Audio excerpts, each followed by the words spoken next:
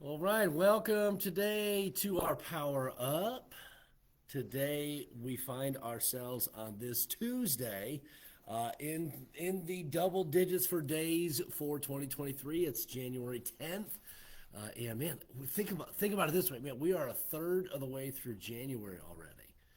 That's incredible to think about. That means we are, let's do the math. We are 136th through the year. And I don't know if we're keep that serious about keeping track of that, but man, it's hard to believe, man. Already a week and a half in, seems like the year just started. Well, and that's because it did. So anyway, but good to be on with you today on this Tuesday. Hope you're doing well. We're going to be in Job chapter 19. Job chapter 19. If you would like to join me in the scriptures there, go ahead and get your Bibles there. Job chapter 19. Okay, and we've just heard Bildad speak. We've heard Eliphaz speak. Job has responded to each one of these individuals, and he's going to respond to Bildad once again. And I want you to note as we get into this, really the heartbreak that Job is experiencing as he has this interaction with his friends here. And so we'll look at that as we get into the scriptures here. So join me, Job 19 and verse number 1.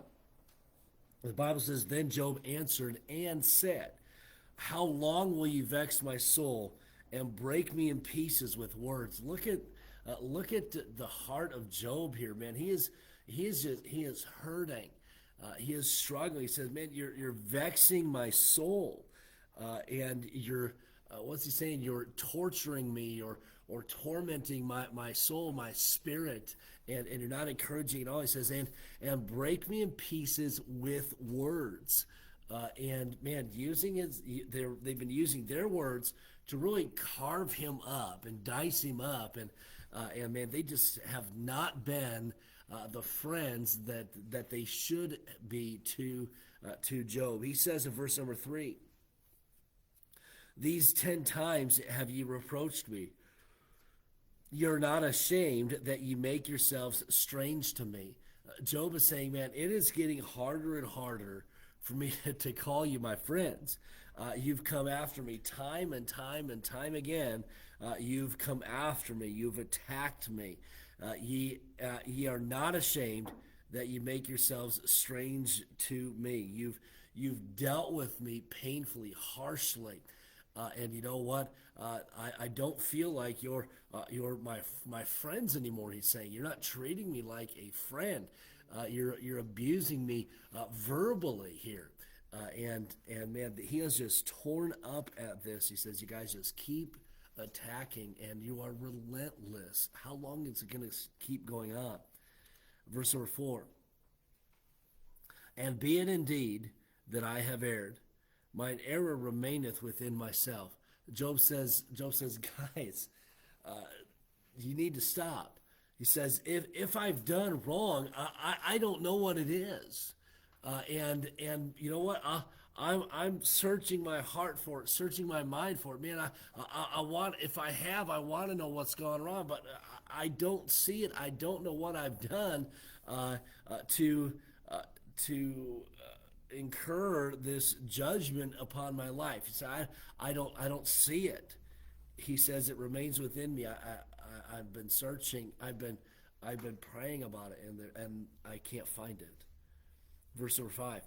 "If indeed ye will magnify yourselves against me and plead against me my reproach, know now that God hath overthrown me and hath compassed me with his net." You know, kind of a two-pronged argument here Job is saying. He says, man, if you magnify yourself against me, what does that mean? They have made themselves look better in comparison to Job. Maybe, and I don't know if this is true or not, but maybe Job's friends are kind of jealous because of all that Job had and all that Job had experienced, and jealous of his family and his wealth and all that. Maybe they were that way. And now that Job is kind of we'll put it this way. We kind of say this down on his luck. We know it's not luck. We know he's being tried, but man, things are the deck is really stacked against him. Man, now they're like, man, look, oh, we're not as bad as what we thought. Man, Job, man, you've been hiding something, all that kind of stuff. We've mentioned that before, and he says, how long are you going to build yourself up against me and plead against me my reproach? How long? And you look at what they're doing here. They're putting Job down to build themselves up, is what Job is saying here. You plead against me my reproach there, and they're building themselves up by putting Job down. Let me say this: that's an easy thing to do, and we may not be going through maybe the trial that Job is going through, but man, it's easy for us to tear people down in order to build ourselves up. And that's not right. That's not what we should be doing. And verbally, oftentimes, we attack people trying to make ourselves look better. And that's something that has no place in the life and heart of a believer. And so let's make sure that in our life and in our interactions with others that we aren't tearing people down to make ourselves look better, but rather we are encouraging and uplifting in the moment. And so just be mindful of your words there. And then Job says this. He says, I've searched myself. You guys have definitely humbled me and brought me down. He says, know now. He's like, guys, listen up. Know now that God hath overthrown me. He's saying God is the one that has allowed this and hath compassed me with his net. God is the one that's allowed us, and he's and you look at Job's life, he's being hit on every side, and God is allowing this trial, this time of testing in his life, and Job recognizes that. He says, "Man, I've searched myself, and I'm not at fault here, and so this has to be a God thing." And he's really upfront about it, saying God is the one that has allowed this in my life. And let's take just this thought here. You consider this. In our life, our life is really defined by how we respond to life situations. When we've been wronged, how do we respond? When things don't go our way, how do we respond? And that list goes on. That's what really defines us. And we can respond in the moment, and I know we've mentioned this before, we can respond in the moment and make a situation worse, or we can make it better. And so our attitude, our verbal response, our actions in our response will help diffuse the situation or ignite it into a bigger fire than it already is. And so we must be mindful of that as we consider even Job here. Job, what has he done?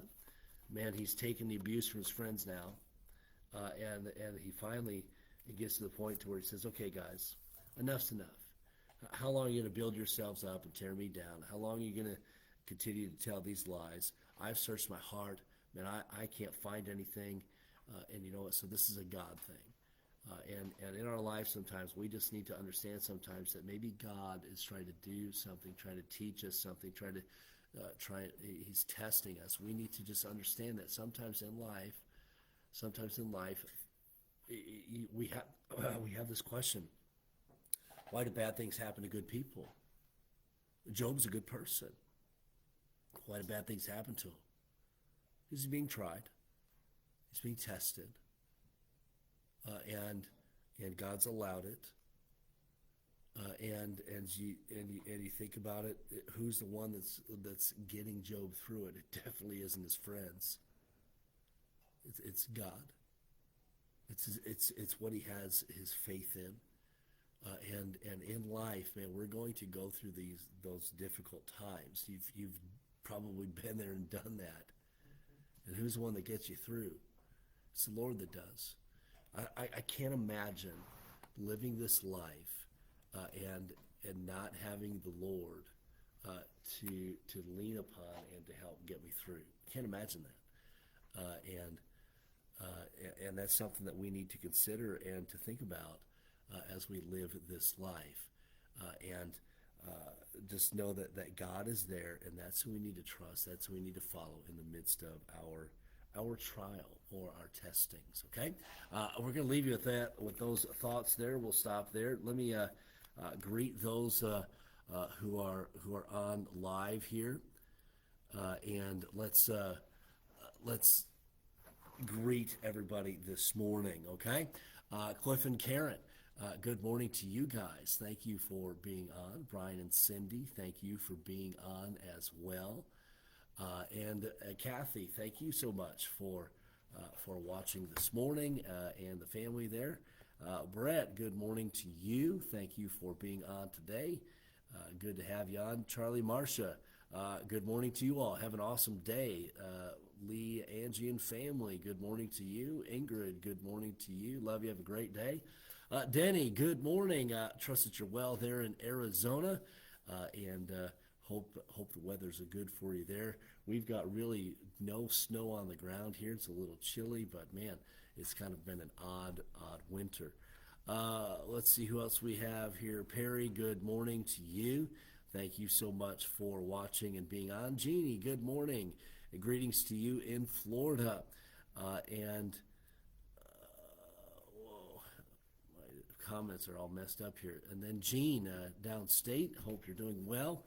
Have an awesome day there. Dennis and Geraldine, good morning to you as well, and have an awesome day. All right, we're going to go ahead and let you. Oh, and it is snowing right now, I'm told. You don't see it out the window there, but that's what Ingrid just commented. She's probably got a better view than I do of the snow. But anyway, hope you all have a great day today, and Lord willing, we'll be on tomorrow. Don't forget, also we have services tomorrow as well. Lord bless you all. We'll see you tomorrow.